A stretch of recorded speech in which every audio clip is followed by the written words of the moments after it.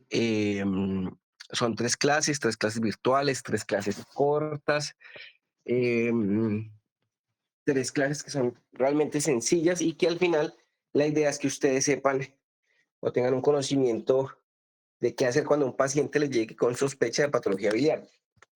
Son en total cuatro patologías. Esta primera clase es corta y casi que magistral. Les preguntaré un par de cosas, pero en general la mayoría de cosas las voy a decir yo. ¿Listo? En las siguientes dos clases, la idea es que ya sea, digamos, con casos clínicos. Y pues ustedes deben ir desarrollando y deben pues como tener las herramientas para saber qué pedirle a los pacientes, cómo pedírselos, cuándo pedírselos, para poder hacer el diagnóstico de la patología biliar. ¿Listo? Al final de cada clase hago un quiz. Tuve problemas con un grupo de este semestre porque la universidad me informó que le estaban tomando fotos a los quizzes y pasándoselos a sus compañeros. Entonces, por lo tanto, pues le estoy haciendo un quiz nuevo a cada grupo. La idea con esto es que yo no pregunto nada de lo que no haya dicho en clase. Entonces, si ustedes prestan atención y entienden, hacen las preguntas, participan, pues así mismo va a ser más sencillo el quiz. Y al final, pues son tres quizzes, al final la suma de los quizzes, pues es lo que les va a dar mi nota, que Malcolm les dirá cuánto vale, pues y todo eso. ¿Listo? ¿Preguntas que tengan hasta ahí?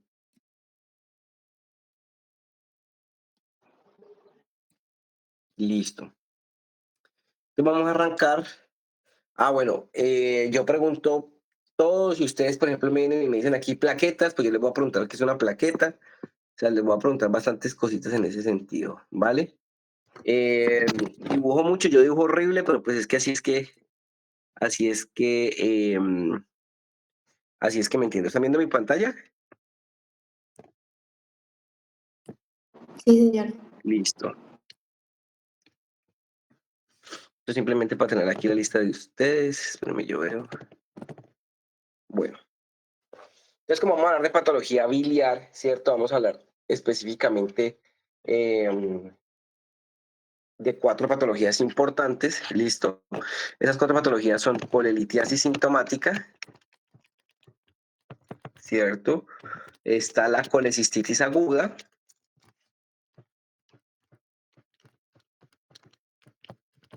Está la coledocolitiasis y está la colangitis, ¿cierto? Entonces, estas cuatro patologías son lo que vamos a ver hoy. Hoy nos vamos a dedicar a la fisiología, a la anatomía, a entender por qué.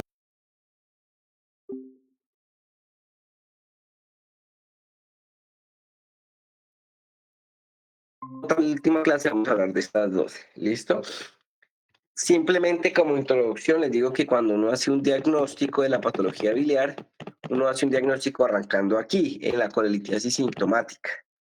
Y uno se pregunta si el paciente tiene colelitiasis, si tiene colecistitis, si tiene coledocolitiasis o si tiene colangitis. Pero el tratamiento se hace al revés. Es decir, yo primero trato la colangitis, luego trato la coledocolitiasis, luego trato la colecistitis y luego trato la colelitiasis. ¿Listo? Esto le va a quedar claro al final de estas tres clases. ¿Cuándo tienen ustedes parcial? Entre el 27 y el 30. ¿30 de septiembre? ¿Y hoy qué? 16. No, es que, bueno, listo. Vale, es que pensé que era la otra semana, ya. No, faltan casi 2 semanas. Listo, perfecto. Bueno, muy bien. Entonces, si estamos hablando de patología biliar, pues primero hay que entender qué es lo normal. Para poder entender yo lo anormal, tengo que primero entender lo normal. Y eso quiere decir que tenemos que hablar obligatoriamente de la bilis. Entonces, ¿qué es la bilis? La bilis es una solución, ¿cierto? Y esta solución, si es una solución, tiene dos componentes, unos solutos y un solvente. ¿Cuál es el solvente universal? ¿El agua? El agua, muy bien. Entonces, Correcto. Entonces, este solvente va a ser el agua. Y estos solutos es lo que va a hacer especial lo que tenga la bilis. Entonces, ¿qué tiene la bilis? Sales, electrolitos, Electrolitos, bien. ¿Qué más? pigmentos biliares, Colesterol, colesterol, ácidos colesterol, grasos, Pigmentos. ¿Y estos pigmentos cómo se conocen? ¿Cuáles son estos pigmentos? ¿Qué es lo que pinta? las heces, no, No, sí, sí, sí, sí, eso, pero las heces es lo que pintan, pero ¿qué es la sustancia que pinta?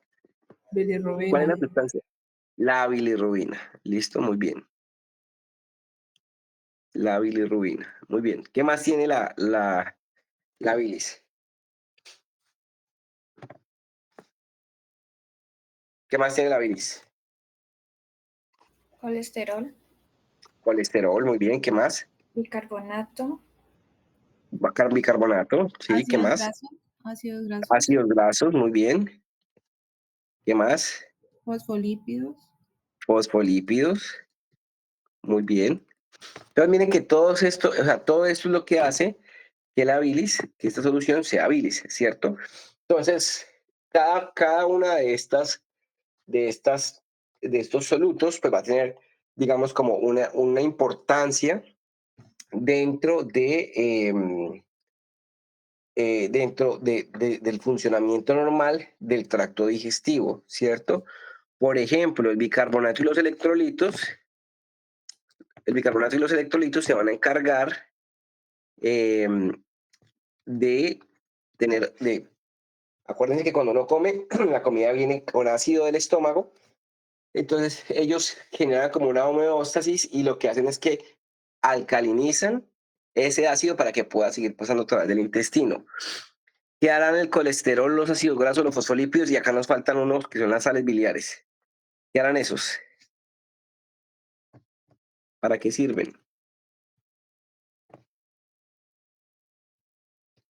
¿No es para ayudar a emulsificar las grasas? Muy bien. ¿Y qué es emulsificar las grasas? ¿Eso qué es? volverlas hidrosolubles, Muy bien, volverlas hidrosolubles. Entonces, ¿quiénes se encargan? Digamos que nosotros tenemos o comemos cuatro micronutrientes, perdón, micro no, cuatro macronutrientes grandes. ¿Cuáles son? lípidos, proteínas, Lípidos, proteínas, ¿qué más? carbohidratos, Carbohidratos, muy bien. los Y, ácidos, y los ácidos nucleicos, muy bien. Esas son las cuatro grandes, ¿cierto? ¿Quiénes se encargan de que, por ejemplo, si usted se come el pedazo de carne, vaya a su pedacito o a su ladrillo más pequeño? ¿Quién se encarga de eso?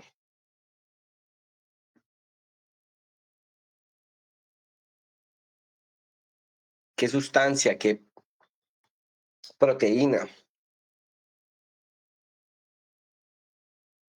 ¿Quién hace que si, por ejemplo, yo me como un polisacárido, se vuelvan un...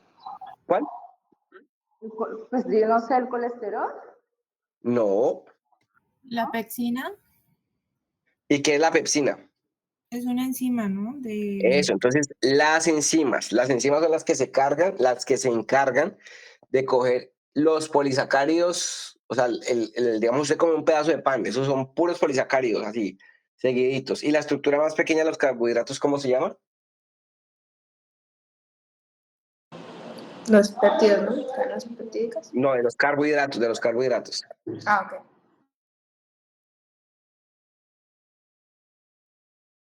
La más chiquita, alguno.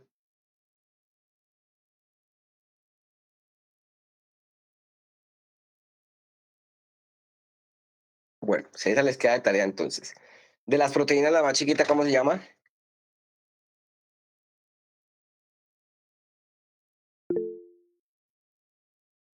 La estructura más chiquitica de las proteínas, ¿cómo se llama? aminoácidos, aminoácidos. Aminoácidos, eso. De los lípidos,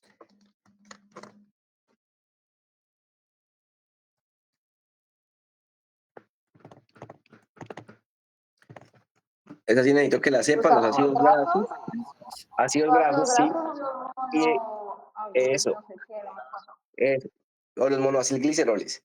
Y la estructura más pequeña de los ácidos nucleicos, Las bases Los nitrogenadas. las bases nucleótidos. nitrogenadas, correcto. Muy bien. Entonces, de los polisacáridos, pues son los monosacáridos, ¿listo? Entonces resulta que, ¿quién produce las enzimas en el cuerpo?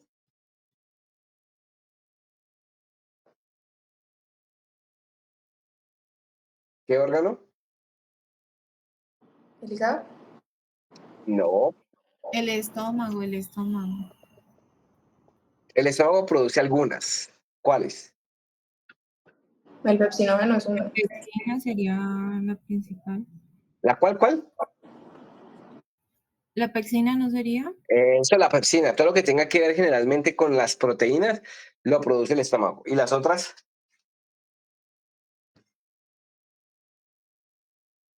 ¿Cuál es el principal órgano que produce enzimas en nuestro cuerpo? ¿Páncreas? El páncreas, por supuesto, el páncreas. ¿Listo? Entonces, pregunta, ¿la bilis tiene enzimas, sí o no? No. No. ¿Quién produce la bilis? El ¿Quién la hígado. produce? El hígado. El hígado. Entonces, bueno, entonces digamos que acá tenemos un ácido graso, es decir, para que la bilis pueda actuar, ya las enzimas tuvieron que haber hecho su trabajo, y es pasar ese gran lípido a ácidos grasos. ¿De qué está hecha la membrana celular? De fosfolípidos. De una doble capa de fosfolípidos, ¿cierto? Entonces resulta que el grupo fosfato queda adentro o afuera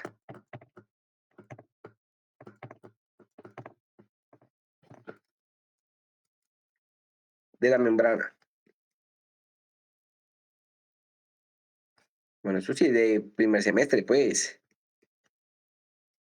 ¿Dónde queda el grupo fosfato? ¿El grupo fosfato es hidrosoluble o liposoluble? Liposoluble. No, O es hidrosoluble. hidrosoluble. Es hidrosoluble. Entonces, ¿los grupos fosfatos dónde están? ¿Hacia adentro o hacia afuera de la membrana? hacia afuera. Fuera de la Hacia membrana. afuera. Entonces uno va a tener aquí un centro que es hidrofóbico, ¿cierto? O lipofílico, donde este podría entrar acá fácilmente, ¿cierto? Pero resulta que hay unas estructuras que no lo dejan y son estas cabezas de los grupos fosfato, porque estas cabezas sí son hidrosolubles. Entonces, la bilis ayuda a que este ácido graso pueda entrar a la célula. ¿Cómo lo hace? Entonces, ¿para qué sirve el colesterol?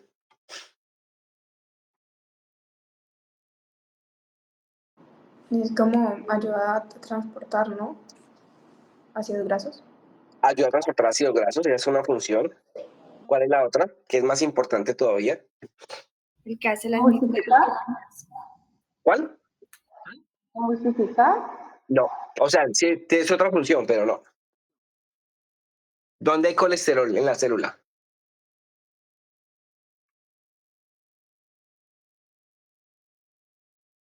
En la membrana. En la membrana. ¿Y para qué? Pues para mantener como No, el equilibrio hídrico, no, ¿no? no, no. El colesterol funciona de sostén. Entonces yo puedo colocar aquí una molécula de colesterol y esta membrana se va a volver rígida, ¿cierto? Si uno pusiera aquí un poquito de fuerza, esa membrana se va a mover, se va a ondular fácilmente. ¿Por qué? Porque pues ella no tiene esta unidad entre sí, los fosfolípidos no están unidos entre sí, ¿cierto? En cambio, si usted coloca un poco de colesterol, pues este sí, digamos que va a hacer que esa membrana pierda esa flexibilidad. Entonces, tiene una función de sostén y todas las células tienen colesterol. Por eso nosotros tenemos que comer colesterol, sí o sí. En la grasa, ¿de quién está el colesterol? ¿Quiénes somos los que producimos colesterol? Los animales. ¿Listo? O sea, ningún aceite vegetal, o sea, ningún vegetal produce colesterol. Eso es una grasa que es solamente animal. ¿Listo? Por eso si ustedes ven que en los supermercados que les van a vender aceite de oliva libre de colesterol, pues claro que está libre de colesterol porque las plantas no producen colesterol. Entonces, eso es muy importante porque cuando ya el ácido graso, cuando el lípido ya está en varios ácidos grasos, pues con los fosfolípidos, los ácidos grasos y el colesterol van a formar algo que se llama, perdón, eso está al revés, algo que se llaman micelas. Y es que van a atrapar este ácido graso que es que es hidrofóbico y lo van a atrapar dentro de un ambiente hidrofóbico porque miren que estas paticas que yo dibujo son ácidos grasos, ¿cierto? Los fosfolípidos van a crear su micela y esta micela sí se puede adicionar a la membrana, o sea, ella viene y se pega acá. Y si se pega acá, pues finalmente el ácido graso va a quedar dentro de la célula, ¿listo?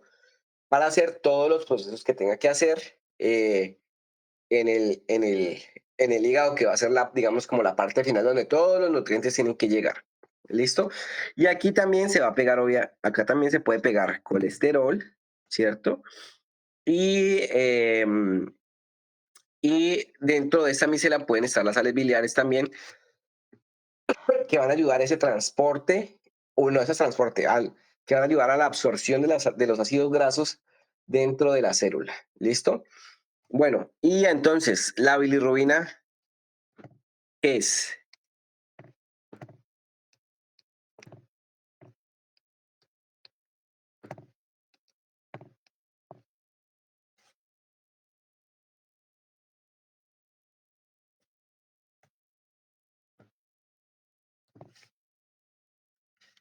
A ver, Diana Hernández, ¿qué es la bilirrubina?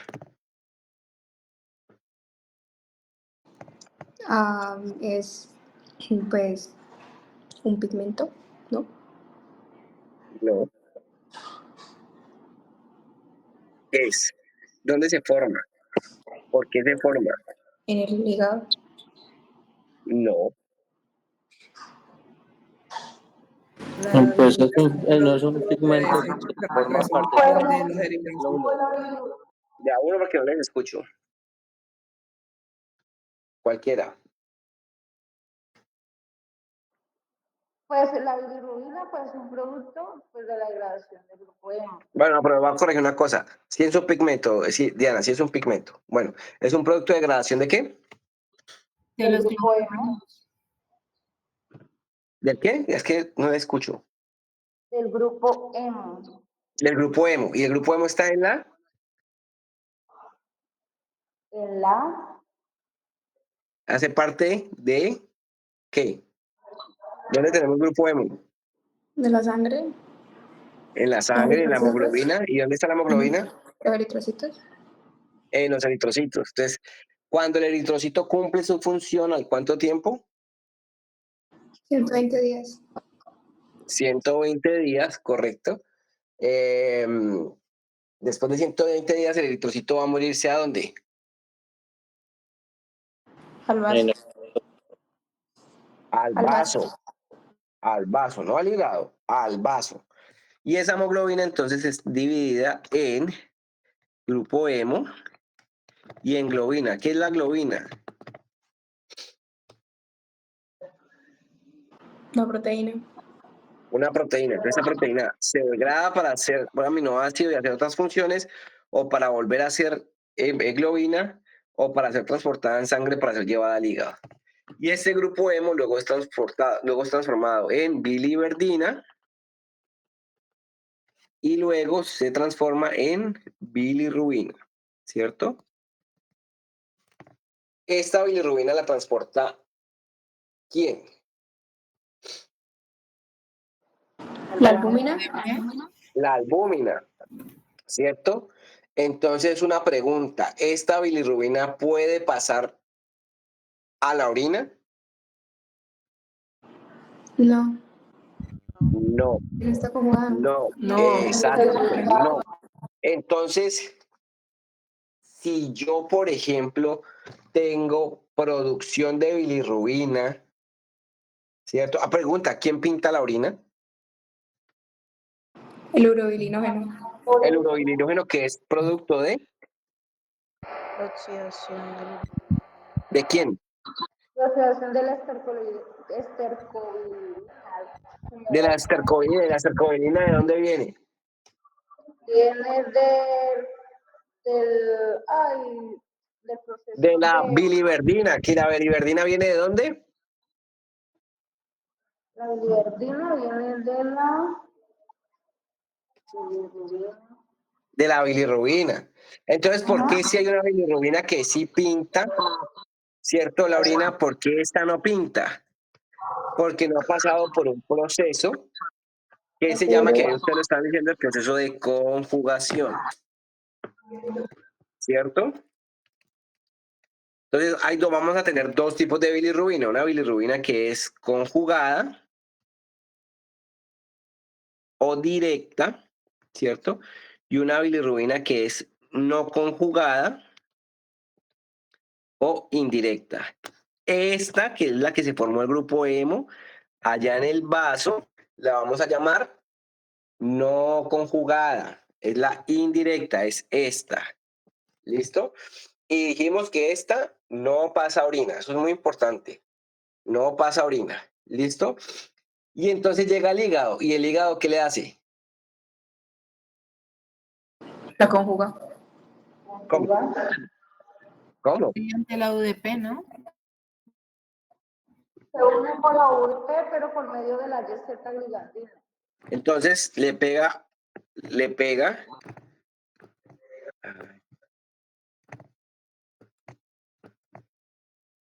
Espérense que esto me está fallando. Como siempre. Entonces, esta bilirrubina se conjuga en el hígado. Y una vez ya está conjugada, entonces va a pasar al intestino, ¿cierto? Y ya estando conjugada, entonces esa bilirrubina sí puede pintar. Entonces ahí se vuelve biliverdina, estercobilina y urobilinógeno. ¿Claro? Entonces, si yo, por ejemplo, me voy a tomar un examen en sangre, cuando uno toma bilirrubinas, generalmente viene bilirrubina total, bilirrubina directa y bilirrubina indirecta, ¿cierto? Entonces, si la directa es la que está elevada, ¿yo qué voy a esperar? Que cómo esté la orina. Si la elevada es la directa, Que esté con coluria. que esté con coluria, que esté más pigmentada. Y si es una bilirrubina total elevada, pero por parte de la bilirrubina indirecta, ¿cómo va a estar la orina? Normal. Normal. ¿Listo? Normal. Perfecto. Muy bien. Entonces, ¿cómo hace? Que dijimos que quien produce la bilis es ¿quién? El hígado. ¿Qué célula del hígado? El hepatocito. El hepatocito. ¿Cierto? El hepatocito. Entonces, ¿cómo hace este hepatocito? ¿Cierto? Digamos que si uno tuviera aquí, a ver, podemos dibujar aquí un hígado. A ver si ustedes me creen que esto es un hígado. Si uno tiene aquí un hígado, ¿cierto? ¿Cómo hace este hígado o este hepatocito que se encuentra acá, ¿cierto? Para llevar la bilis que produce desde ahí hasta el intestino.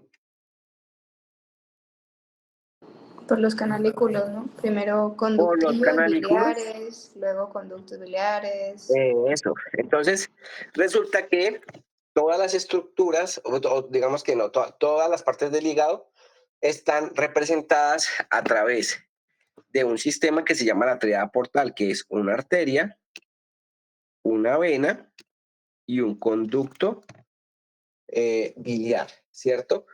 Esta arteria es la arteria que le da la irrigación al hígado. ¿Cómo se llama? Arteria hepática, ¿qué? Propia.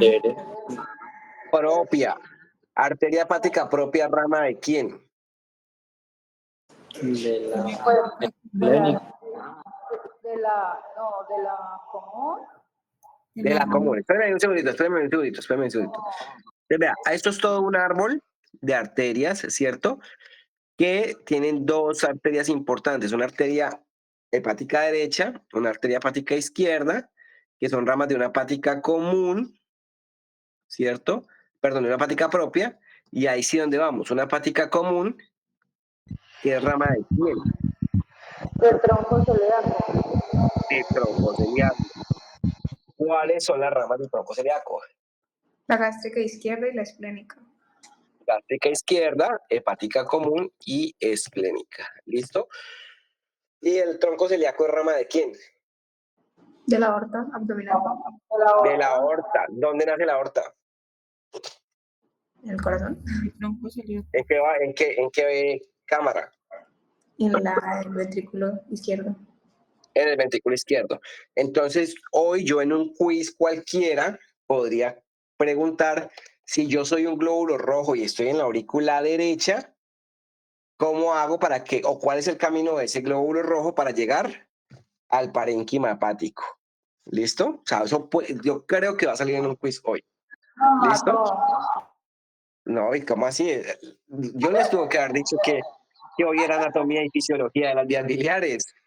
Bueno, esta vena es una vena muy importante porque es la vena que lleva los nutrientes a el hígado. Es decir, que esta vena, ¿cómo se llama? La porta. La porta. Y si lleva los nutrientes del hígado, quiere decir que quienes conforman, o sea, ¿quiénes conforman la vena porta? La esplénica. Sí, pero la esplénica no lleva nutrientes. La mesentérica superior. Ah, ok.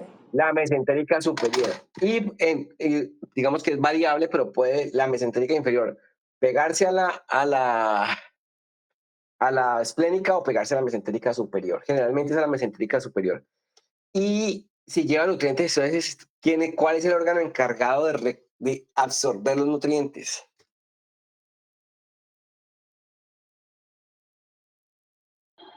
El intestino. El intestino delgado. El intestino delgado. ¿Y el intestino delgado qué partes tiene? Duodeno, yeyuno e ilio. Eso, muy bien. Y entonces, si eso es el intestino delgado, ¿qué hace el intestino grueso? Absorber agua, ¿no? Hacerlo más que todo Absorber agua. agua. ¿Listo? Eso quiere decir que si la vena recoge sangre, la arteria mesentérica superior es la que lleva la sangre y el oxígeno. La arteria mesentérica superior, ¿hasta dónde lleva sangre? ¿Hasta qué parte del intestino?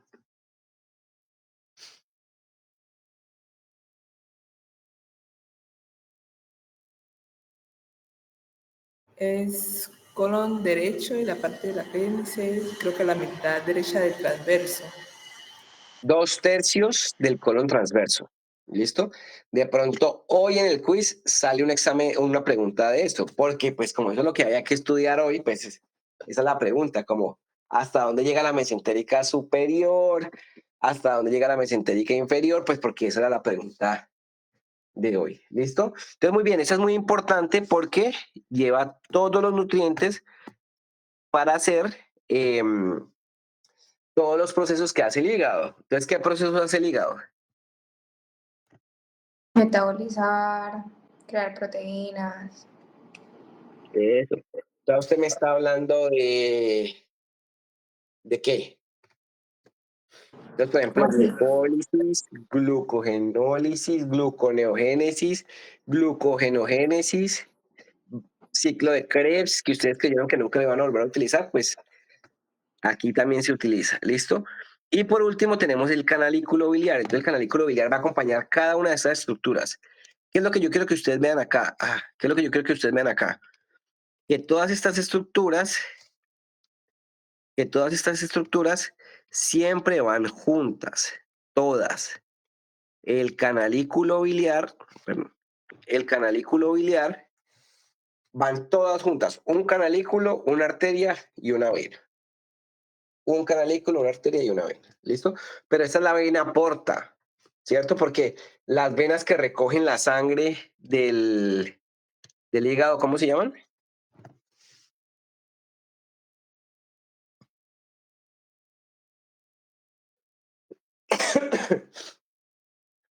¿Cómo llaman Las esas? venas suprahepáticas.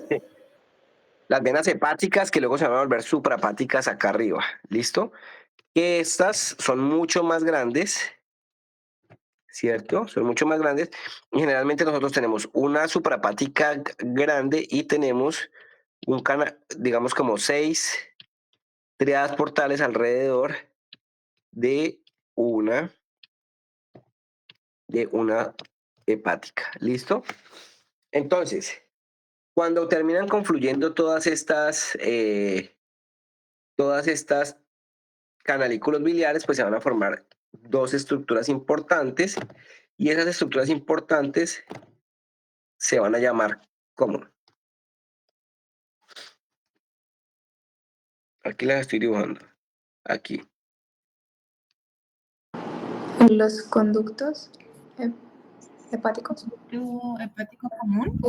Hepático derecho, hepático izquierdo, que cuando se juntan forman a quiénes? Lo común. Al común. Al conducto hepático común, ¿cierto? Y que cuando el conducto hepático común se junta con el conducto de la vesícula, ¿cómo se llama? El cístico. El cístico, ¿forman a quién?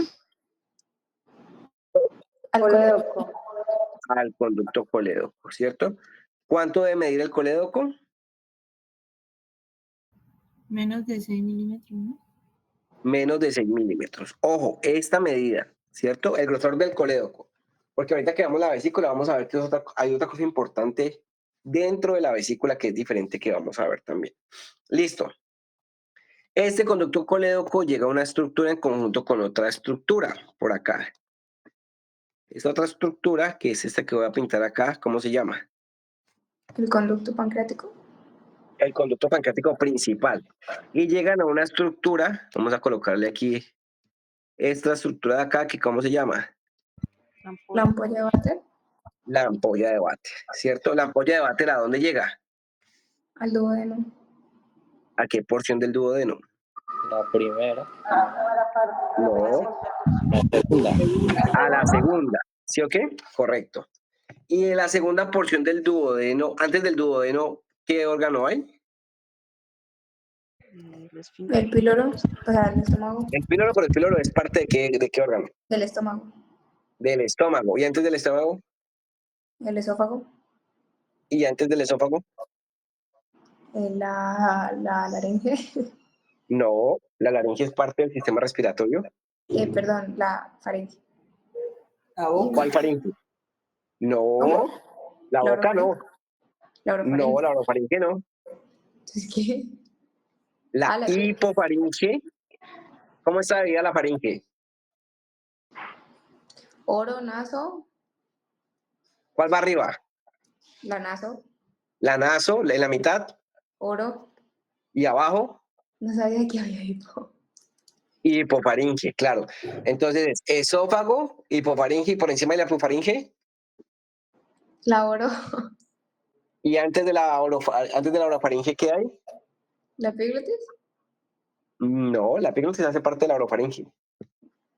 La cavidad oral. Ahí sí la boca, como dijeron por ahí. Ahí sí la cavidad oral. ¿Listo? Ojo, la cavidad oral, o sea, donde están los dientes y las dos primeras partes de la lengua, o los 2 tercios distales de la lengua, eso es cavidad oral. Para atrás ya es orofaringe, que son diferentes órganos. ¿Listo? Bueno, y después del duodeno, ¿quién va? El yeyuno, Y después, el ilion, y después, el ciego, el ciego, y después, ya el colon, ¿cuál? el derecho, Y el derecho, ¿quién lo compone? el ascendente, ¿no? El ascendente, y Transverso, de ahí, descendente, y después de ahí, sigmoide, de y ahí, después ¿cuál? recto, Y de ahí, recto, no, falta. del sigmoide. Canal anal, Ok. y sí, le faltó sigmoides. Entonces, No, descendente, ya sí. sigmoides, recto, canal anal, y ahí sí ano. Ok. Claro, de pronto hoy se nos preguntan en un quiz, no sé. De pronto así, si usted está parado en el colon descendente, ¿qué sigue? Por ejemplo, no sé, puede ser. Listo. Profe, pero ¿cuántas Entonces, preguntas va a hacer? pues, las que sean necesarias. Eso es rapidito y en vivo. Eso es así.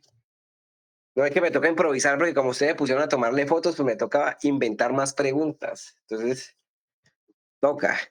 Entonces, bueno, No, pues, la ampolla, la ampolla de váter termina en la segunda porción del duodeno, ¿cierto?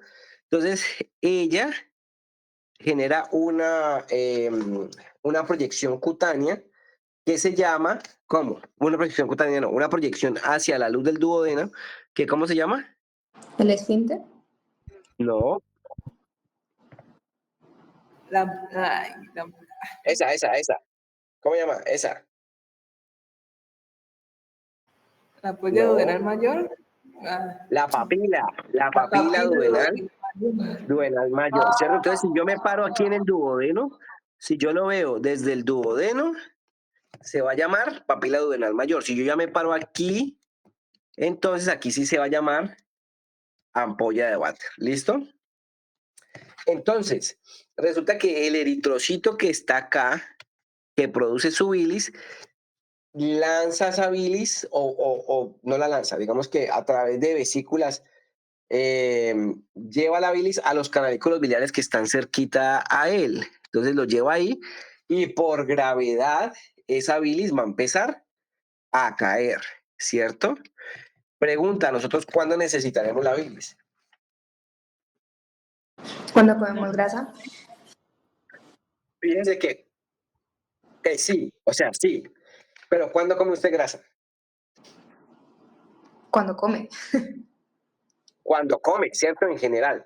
O sea, yo sé que eso está escrito en los libros y todo, o sea, sí uno come, es cuando come grasa, pero es que uno cuando come grasa, excepto que usted esté tomando solo aceite, usted siempre va a tener, o sea, si usted se come un pedazo de carne, ese pedazo de carne va a tener grasa, carbohidratos, ácidos nucleicos y proteína en diferentes proporciones. En general, todo lo que nosotros comemos va a tener los 4 nutrientes, perdón, en diferentes proporciones y eso es importante tenerlo en la cabeza. Porque no es solamente cuando comemos grasa, sino cuando comemos. Listo. Entonces, hay una estructura que mientras nosotros no estemos comiendo, cierra esta ampolla. ¿Cómo se llama esa estructura? El esfínter. Ahí sí, el El esfínter de esfínter Oddi. de Oddi. Entonces, el esfínter de Oddi recubre, es como si fueran las paredes de la ampolla de váter y se abre y se cierra dependiendo de nuestras necesidades, ¿cierto? Entonces, ¿cuándo estará cerrado? ¿Cuando estamos comiendo o cuando estamos en ayuno? Cuando estamos en Pasamos ayuno. en ayuno. Está cerrado cuando estamos en ayuno, ¿cierto? Y cuando Pero una pregunta, qué pena. sí, Pero entonces, o sea, ¿el esfínter está en el conducto biliar o está en la ampolla? en la ampolla, en la ampolla, O sea en la que ampolla. él tapa tanto viene siendo la vía biliar como el conducto pancreático, ¿no? Claro que sí, porque cuando necesitamos nosotros las enzimas, En el mismo tiempo. Ok. al mismo tiempo, correcto. Entonces eso es muy importante también tenerlo en cuenta. Bueno, lo tendremos en cuenta para la última clase, pero es importante saber que comparten orígenes. Bueno, o comparten orígenes, no, comparten conductos, que es lo que finalmente eh, va a ser importante pues para la última clase, que ahorita no vamos a perderle tiempo a eso, ¿listo? Listo, entonces, si nosotros estamos comiendo, perdón, si nosotros no estamos comiendo y el esfínter está cerrado, entonces, ¿qué pasa con la bilis? Se retiene, se ¿Dónde? almacena en la vía biliar, ¿no? Pero ella se devuelve, ¿no? A la vesícula. A la vesícula. Entonces ya no se queda en el colédoco, sino que siempre se está produciendo bilis. ¿Y cómo se produce bilis? Pues acá no tiene salida, entonces retrógradamente se va llenando, ¿cierto? Esta bilis y, perdón, esa bilis no, esa vesícula, y pues la vesícula se empieza a, digamos, a llenar o a generar una ocupación, ¿cierto? Y aquí hay otro concepto importante y es que la vesícula, que es una bolsa, ¿cierto? La vesícula, lo que es la vesícula no es su contenido, es decir, no es la bilis, lo que es la vesícula es su pared. Es decir, si usted tiene, por ejemplo, un globo de esos de fiesta, y usted lo infla, ¿cierto?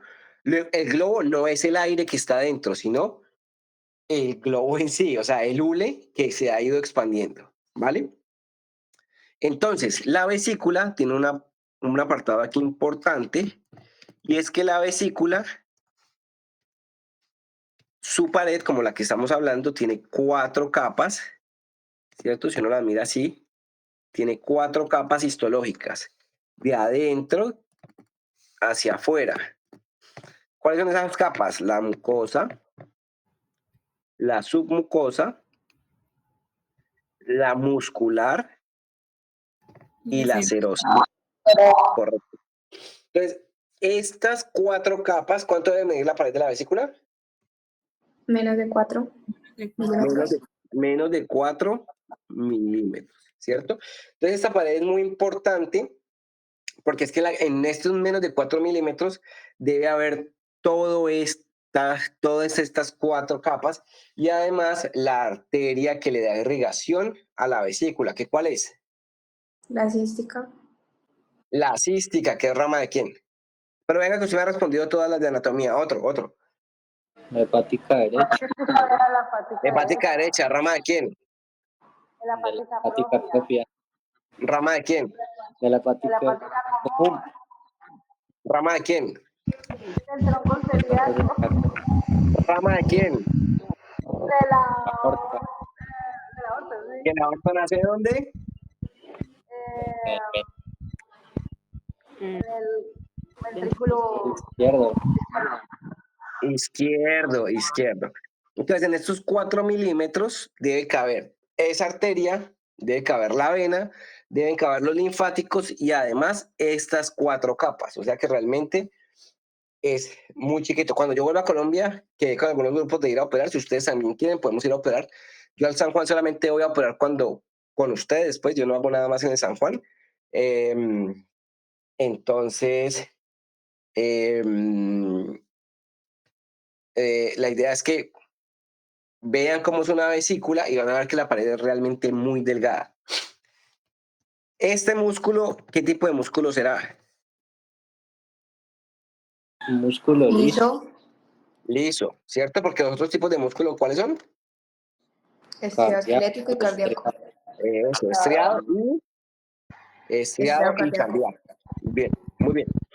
Entonces, este músculo liso es importante porque ¿cómo estará la vesícula si yo estoy en ayuno? ¿Llena o vacía?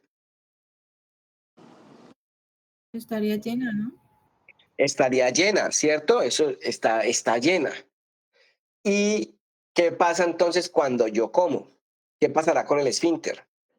Se abre. Se abre. ¿Y dónde está toda la bilis? ¿Qué? ¿Y dónde está toda la bilis? En la vesícula. En la vesícula. Entonces ustedes habrán leído que la colecistoquinina que activa la vesícula, y lo que hace es que este músculo se contraiga para que se contraiga la vesícula y salga todo su contenido. O no todo, pero digamos que el 60% de lo que hay ahí sale de la vesícula y llega directamente ¿a dónde? Al duodeno. Al duodeno. ¿Listo? ¿Claros hasta ahí? Sí.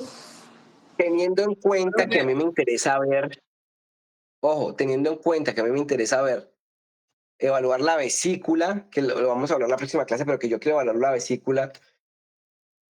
¿Cómo preferiría yo que esté la vesícula? Teniendo en cuenta que lo que yo quiero evaluar es esta pared. A mí no me interesa, pues sí me interesa, pero yo no estoy preocupado por lo que hay adentro, sino que estoy evaluando la vesícula. ¿Cómo preferiré que esté la vesícula, vacía o llena? vacía, Llena, llena, ¿Llena o vacía? llena. Llena. ¿Por qué llena? Para que sea más fácil diferenciar, ¿no? Como la pared. Para poder Correcto, para que yo visualizar. pueda evaluar adecuadamente la pared. Entonces, ¿cómo necesito yo que esté el paciente para hacerle la ecografía? En ayuno. En ayunas. Correcto, muy bien. Eso, perdón, teniendo eso claro, entonces ahora sí vamos a empezar la clase, porque esto es lo que ustedes en teoría, o sea, lo que uno debería saber para poder hablar de lo anormal. Esto es lo normal. ¿Qué sería entonces lo normal? Pues vamos a hablar entonces de cálculos, ¿cierto? ¿Qué es un cálculo? A ver, ¿qué leyeron? Un desequilibrio entre solutos y solventes. Ay, ya dije, alguno de otra clase le dijo, bueno, eso es No, una pues condición para está en que el se dé un libro. cálculo. Esa es una condición para que se dé un cálculo. ¿Pero qué es un cálculo? Una precipitación. Entonces, una precipitación, bueno, se lo va alguna o una solidificación de alguno de los solutos, como decía la compañera, de mi solución, ¿cierto? Entonces, quiere decir que yo puedo tener cálculos de cualquier cosa. Yo puedo tener cálculos de electrolitos, puedo tener cálculos de pigmentos, de bilirrubina, de colesterol, de fosfolípidos, de ácidos grasos, de sales biliares. Yo puedo tener cálculos de cualquiera de los solutos, ¿cierto? Pero igual, sea el cálculo grande, chiquito, de colesterol o de lo que sea, pues si me genera un síntoma, es ahí donde yo tengo que diferenciar qué es la patología biliar y cuál patología biliar es la que tiene mi paciente. ¿Listo?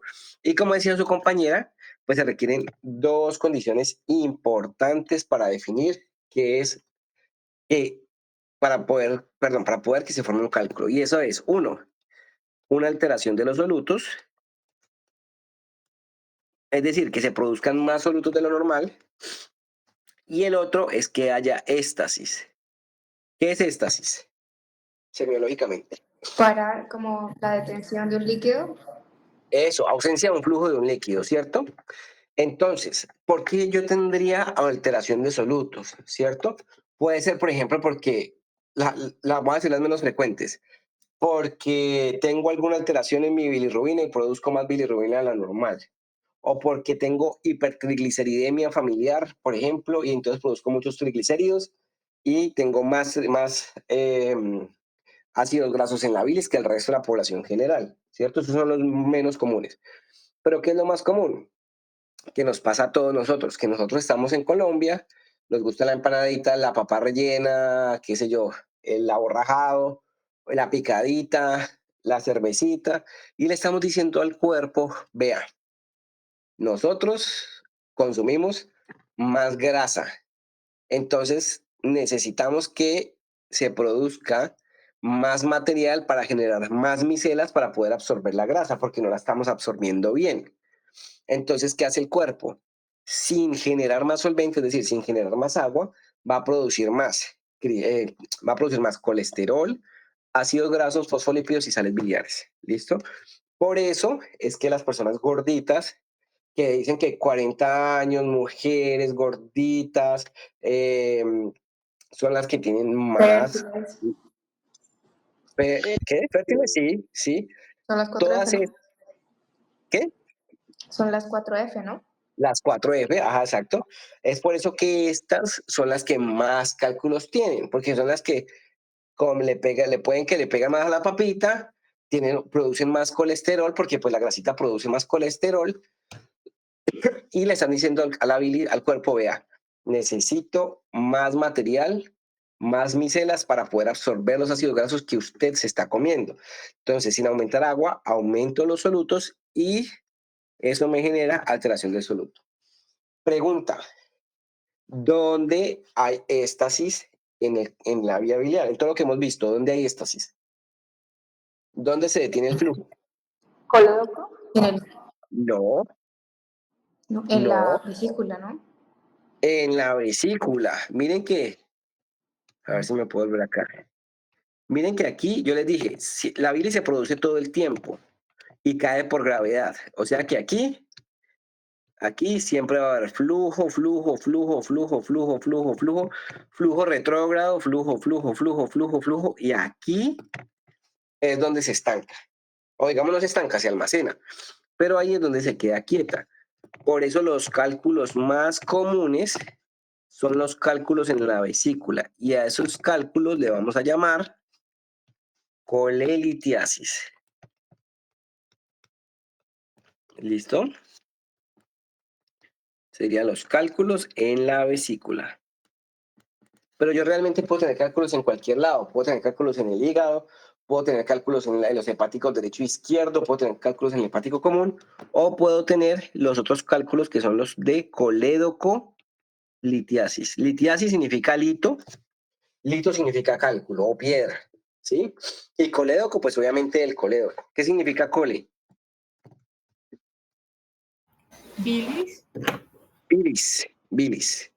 Cuando hablamos de vesícula biliar, hablamos de colecisto, por si acaso. Cisto significa bolsa, vejiga, vesícula. Entonces, y listo. Muy bien. Y para terminar de redondear esto, la coledocolitiasis, que tiene muchas maneras de dividirse, para efectos de estas clases la vamos a dividir en primaria y secundaria.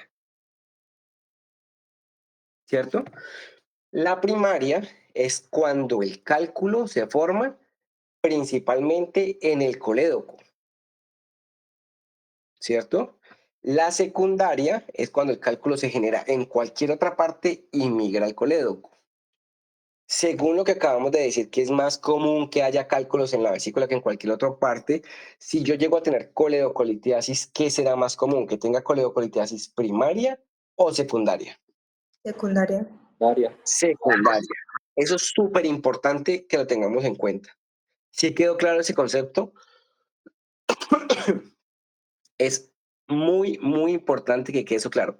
Es mucho más común que si yo tengo vesícula, que yo tenga coledocolitiasis secundaria, y siempre que tenga vesícula, así la vesícula no tenga cálculos, yo tengo que pensar en coledocolitiasis secundaria, si tengo vesícula. ¿Listo? Entonces, si llegara una coledocolitiasis secundaria, ¿cierto? Y tapa el conducto colédoco, entonces todo lo que se acumule de aquí para arriba, esto simplemente es un concepto para la última clase, pero todo lo que se acumule de aquí para, digamos que aquí tengo un cálculo, todo lo que se acumule de aquí para arriba, o todo lo que esté para arriba se va a ensanchar y se va a llenar de bilis porque no tiene para dónde coger, ¿cierto? Eso incluye la vesícula, los conductos y los conductillos de la tríada portal. Entonces, esa bilis finalmente va a terminar saliéndose de esta tríada portal que habíamos dibujado acá, ¿cierto? Del conductillo y va a llegar tanto a arteria como a vena esa bilis. Esa bilis va a tener bilirrubina ¿de qué tipo? Conjugada. Conjugada, ¿cierto? Entonces, ¿cómo va a estar esa orina? Con coluria. Bueno, Con oscura. coluria. Concentrados. Oscura. No, el término semiológico es correcto, coluria. Sí, pero digamos que necesito que entiendan es que como acá está tapado, la bilis va a buscar una manera de salir y lo va a hacer a través de la arteria portal y va a llegar tanto a arteria como vena saliéndose de ese ensanchamiento de la arteria portal. ¿Listo? Y eso es súper importante. Lo vamos a retomar en la última clase. Y otra cosa, Profe. sí. Pero eso, digamos, pasa como por difusión por medio de las paredes de ese conducto o cómo pasa a las arterias, a las venas.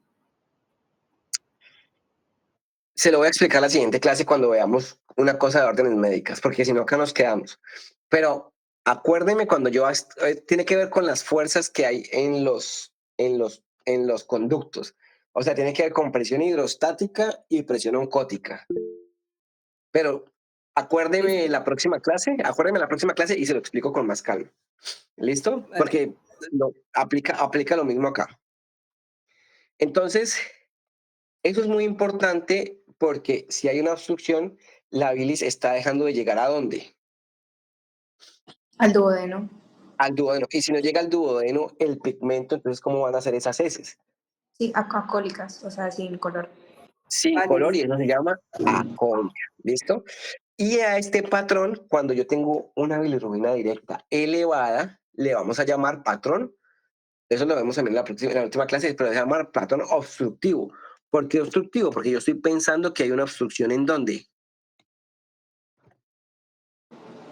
En la ampolla, ¿no? O no, en el conducto. En la ampolla o en el colédoco. ¿Listo? O sea, hay una obstrucción de la vía biliar. Por eso, cuando ustedes estén pasando revista, o si ya pasaron o no pasaron, o cuando sean quinto año internos, y ustedes escuchan, es que tiene una hiperbilirrubinemia, patrón obstructivo, ustedes van a pensar que es lo que está obstruido es la vía biliar, y por lo tanto la bilirrubina directa va a estar elevada. ¿Cómo van a estar las heces? Acólicas. Acólicas. ¿Y cómo va a estar la orina? Colúrica. Colúrica. Y todo porque les dijeron que el patrón es obstructivo. Obstructivo. ¿Listo? Muy bien. Muy bien. Entonces, resulta que esto queda muy bonito en el papel, pero los pacientes no van a llegar así como que, ay, doctor, vea, es que vengo por la coledocolitiasis secundaria, vengo porque tengo un patrón obstructivo. No, ellos van a llegar a su servicio de urgencia siempre por dolor abdominal. Y ese dolor abdominal puede ser cualquier cosa. Es su misión identificar si ese dolor abdominal es parte de la patología biliar. Y al dolor abdominal de la patología biliar lo vamos a llamar cólico biliar. Y ojo, el cólico biliar está presente en las 4 patologías que hemos visto, que son que son colelitiasis, colecistitis, coledocolitiasis y colangitis, ¿cierto?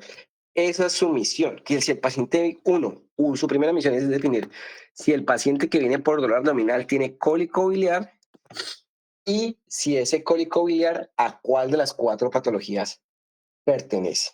¿Listo? Ahora, semiológicamente nosotros ¿cómo evaluamos el dolor? Con la licia.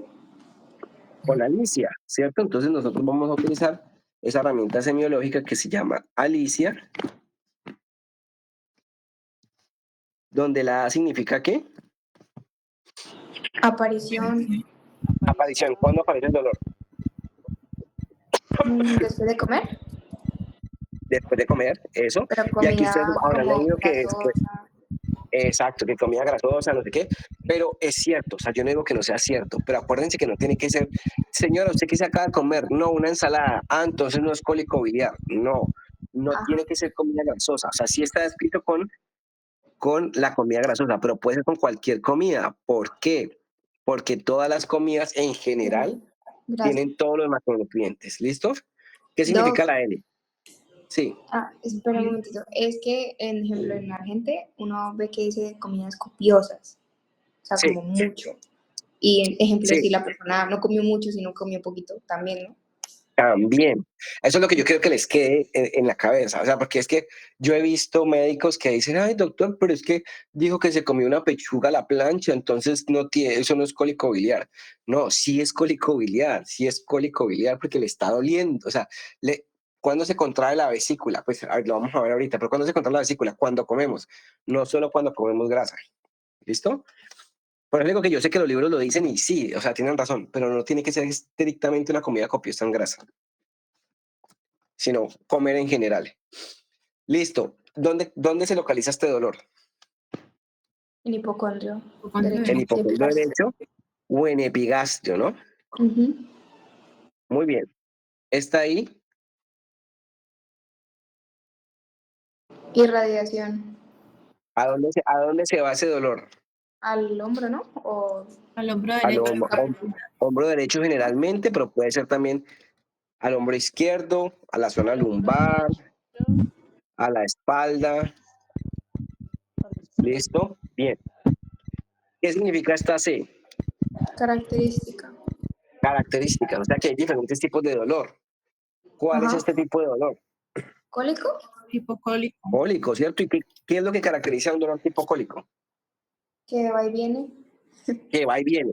Entonces es un dolor que, ay, me dolió, me dejó de doler, me duele más fuerte, me dejó de doler, me duele más fuerte, me dejó de doler y así sucesivamente. ¿Listo? Ahorita vamos a entender por qué. Está ahí, Intensidad. intensidad. Entonces, aquí nuevamente, ustedes van a ver libros donde dicen, no, es que si no es 6, no es cólico biliar. Y eso no es, pues, digamos que no es del todo cierto, porque si usted va al médico, pues no es porque tiene un dolor bajo. O si va a urgencias, no es porque tiene una intensidad baja. O sea, no hay un número mágico, es una intensidad alta. Esa intensidad, ¿cómo la medimos? ¿Cómo se llama eso? Eva. Con la escala de ¿Y Eva, qué significa? Solo ¿Y eso qué es? ¿Qué significa? evaluación, el dolor. ¿Escala del dolor? No, así no se llama Eva. Eva. Pues se lleva. Eva. Es que Eva, escala del dolor. ¿Qué significa Eva?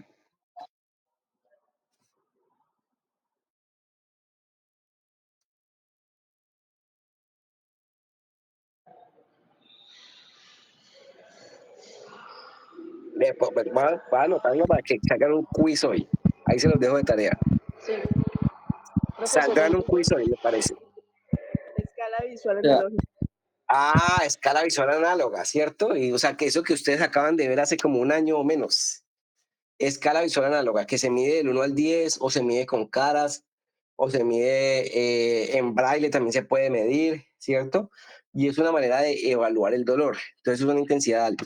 Y está Atenuantes.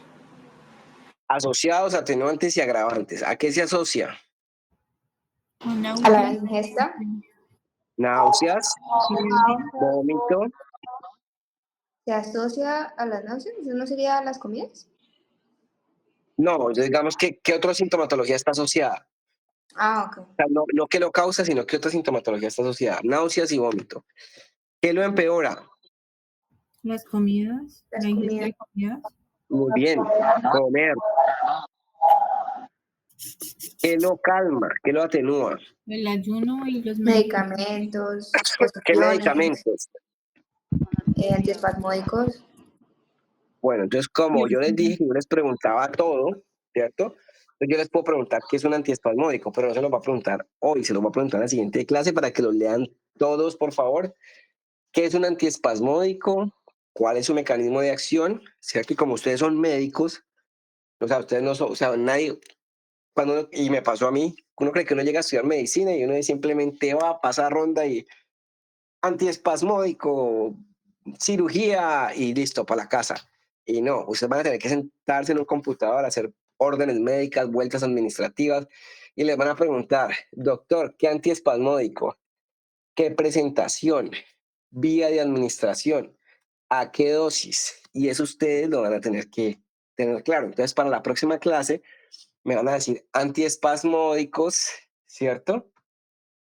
De presentación, dosis, cómo lo vamos a administrar. Y si, por ejemplo, para el tema de la próxima clase, pues vamos a hablar de antibióticos, pues igualito. ¿Qué antibiótico? Presentación, mecanismo de acción, porque lo voy a preguntar. Si vamos a hablar, qué sé yo, de lo que sea, y ustedes creen que yo lo voy a preguntar, se los voy a preguntar. ¿Listo? Para que lo tengan ahí clarito. Entonces, si esto no, si mi paciente, digamos que esto es lo clásico, ¿cierto? Hay pacientes que obviamente se van a salir un poquito de lo normal, pero si yo tengo este clásico acá, o sea, si yo tengo que pensar que este paciente va a tener cólico biliar. Si este paciente no cumple con este Alicia, si este paciente no cumple con este Alicia, entonces no es cólico biliar y yo no tengo que pensar que el paciente tenga patología biliar. ¿Listo? Entonces vamos a hacerle un ejemplo a ver, Yadira. ¿Yadira está por ahí? Sí, profe. Bueno, Yadira, pille pues. Le tengo un paciente, tiene 70 años, vino por usted a urgencias, ¿cierto? Y él le dice, vea, es que yo tengo una ecografía que dice que tengo cálculos en la vesícula y a mí me duele.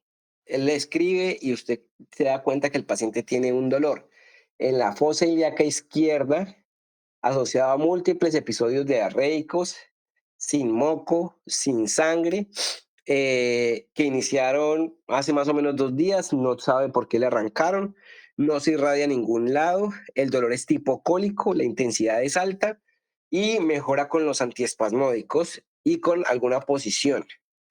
No está asociado a nada. Entonces le quiero hacer una pregunta. ¿Eso es cólico biliar, sí o no? No, Pero él tiene colelitiasis, tiene cálculos en la vesícula, o sea que tiene colelitiasis. Le quitamos la vesícula, o sea, los cálculos son la causa de su dolor. en ese caso no. Muy Por lo bien, diferente. en ese caso no. Entonces eso quiere decir que nosotros vamos a tener 2 tipos de colelitiasis. La que es asintomática,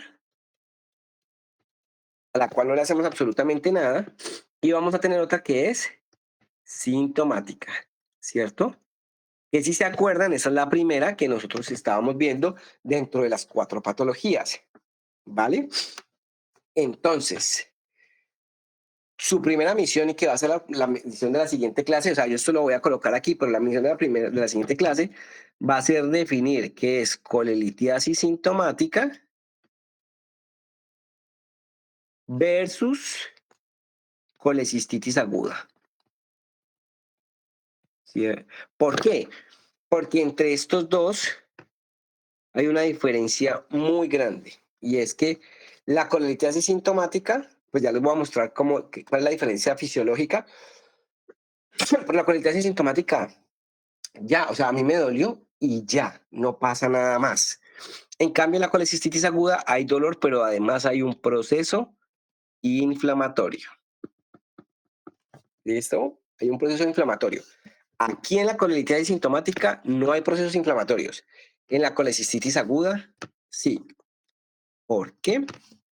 Porque resulta que yo acá tengo mi vesícula, ¿cierto? Tengo mi vesícula acá. ¿Cuáles son las partes de la vesícula? ¿Esta cuál es? Fondo, Fondo. ¿Cuál es esta? El cuerpo, El cuerpo, cuerpo. Esta. el cuello, cuello, No, no, cístico, no. Este sería el cuello. ¿Cuál infundíbulo, sería este? mandíbulo, El infundíbulo, o nosotros lo llamamos saco de Hartmann, y finalmente el conducto cístico, ¿cierto? Entonces resulta que si nosotros tenemos una vesícula, acuérdense que lo importante de la vesícula es su pared, es decir, su continente, no su contenido, sino su continente, y tenemos un cálculo. Digamos que cuando nosotros comemos, ¿qué va a hacer la vesícula? ¿Se va a contraer o se va a relajar? Se va a contraer. Se va a contraer. Entonces este cálculo pasa a estar acá y tapa la salida de la vesícula, ¿cierto? Si ese cálculo queda ahí atrapado, entonces el músculo liso de la vesícula, para poder intentar sacar su contenido, se va a contraer más fuerte. Resulta que los músculos no pueden quedar eternamente contraídos, ¿cierto? Porque ellos se fatigan. Entonces, ¿qué pasa? Él se va a contraer, se va a relajar y se va a contraer más fuerte. Y ahí va a empezar a doler. Se contrae más fuerte, se relaja, se contrae más fuerte y se relaja. Y esa es la explicación de por qué el cólico es cólico. El cólico es una contracción fuerte del músculo liso. Cada vez se contrae más fuerte. ¿Listo? Ahora, si este cálculo regresa a su posición, listo, se acabó. La bilis va a poder seguir saliendo sin ningún problema. Y ese dolor es el que puede presentar el paciente que se come la empanada. Ay, me dolió, pero ya me dejó dolor, entonces deme otra empanada. Y a eso le vamos a llamar colelitiasis sintomática, ¿cierto? Ahora, si este cálculo, en vez de devolverse, queda aquí definitivamente enclavado, pues entonces va a empezar un proceso inflamatorio. ¿Y cómo es ese proceso inflamatorio? Resulta que, ¿qué pasa cuando un músculo se trabaja, o sea, se trabaja y se trabaja y se trabaja? ¿Qué va a pasar con ese músculo? Se va a fatigar. Y a largo Se plazo hipertrofia. se hipertrofia. Correcto. Entonces, voy a colocarles acá un ejemplo, antes de seguir con esto. Yo tengo acá una vena y tengo una arteria, ¿cierto? A ambas le coloco el mismo peso. ¿Cuál colapsa primero y por qué? La vena, porque no ¿Por tiene qué? capa muscular. Porque no tiene, no tiene túnica media, no tiene capa muscular. Entonces, esa es la que perdemos de primero. ¿Listo? Entonces, recordemos, en estos 4 milímetros o menos van a estar las 4 capas em,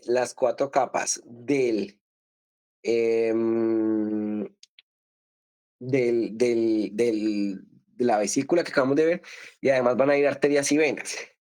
¿Qué pasa cuando este músculo se empieza a hipertrofiar? Pues que empezamos a hacerle presión a las estructuras. Entonces, ¿cuál estructura vamos a perder de primero? Las venas. Entonces va a La disminuir el vena tamaño de la cística, vena. ¿cierto? Va a entrar sangre, ¿sí o no? Sí. ¿Va a salir? No. No. Entonces, ¿qué pasa cuando aumentamos la presión hidrostática que eso lo vamos a ver pues con más calma en la siguiente clase, pero cuando aumentamos la presión hidrostática en un vaso, en un conducto, y ese vaso es semipermeable, Va a salir el va a líquido. haber Se va a extravasar. líquido, o sea que se extravasa el líquido. Así como lo que me estaba preguntando ahorita su compañera, que qué pasaba con el conducto arriba, por qué llegaba a la vena y a la arteria, porque se extravasa. Entonces, si se extravasa ese líquido, ¿cómo se llama la presencia del líquido en el tejido? Edema. Entonces, la primera fase de la colecistitis se va a llamar la fase edematosa. ¿Listo? ¿Qué pasa? Que como se empieza a llenar de líquido, la, la, mm, la unión entre célula y célula se empieza a hacer más grande.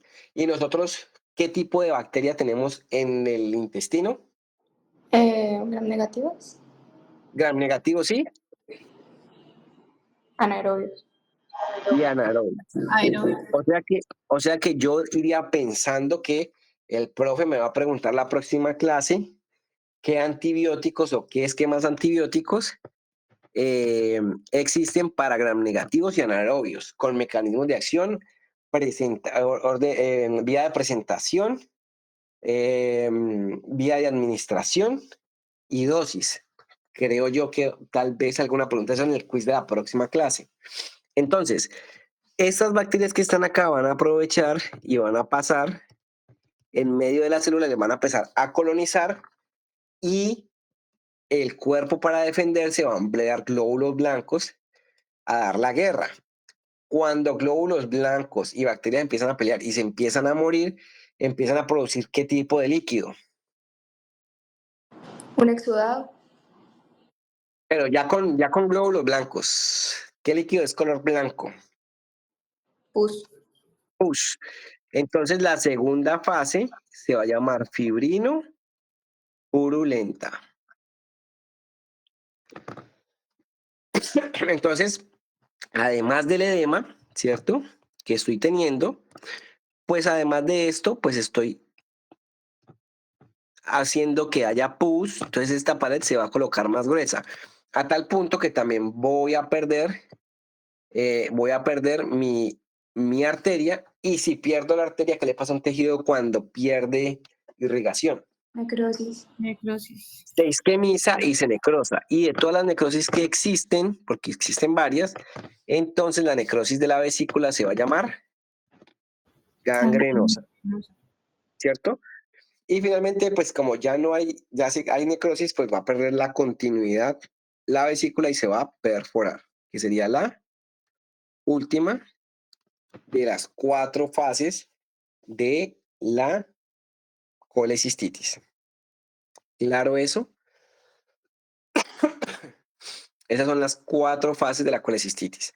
Ojo, en cualquier momento de estas 4 fases, para evitar que la vesícula se perfore, todos los órganos que están alrededor pueden unirse y pegarse a ella para formar algo que se llama un plastrón vesicular, ¿cierto? Eso semiológicamente lo vamos a notar como una masa palpable. Una masa palpable en el abdomen. En el abdomen no, en el hipocondrio derecho. ¿Listo? Entonces, eso se va a llamar un plastrón vesicular. ¿Entendido por qué ocurre la colecistitis y cuál es la diferencia?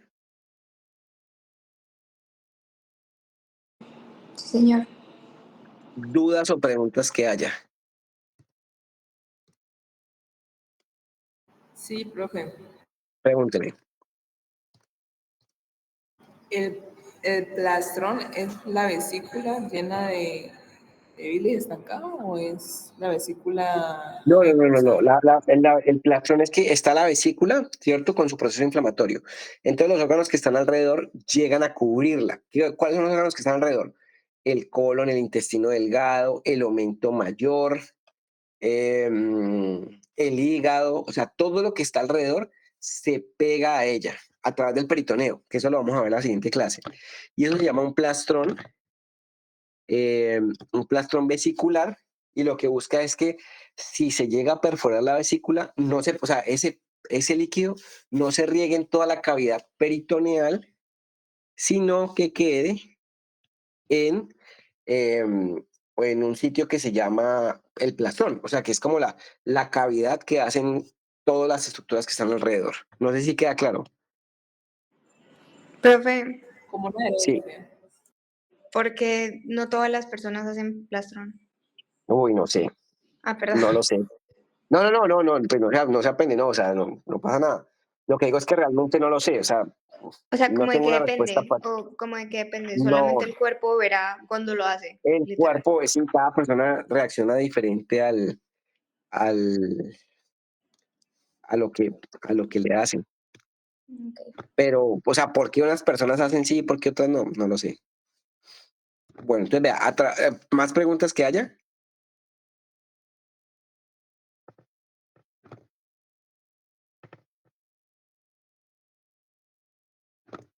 Bueno, entonces a través de su compañero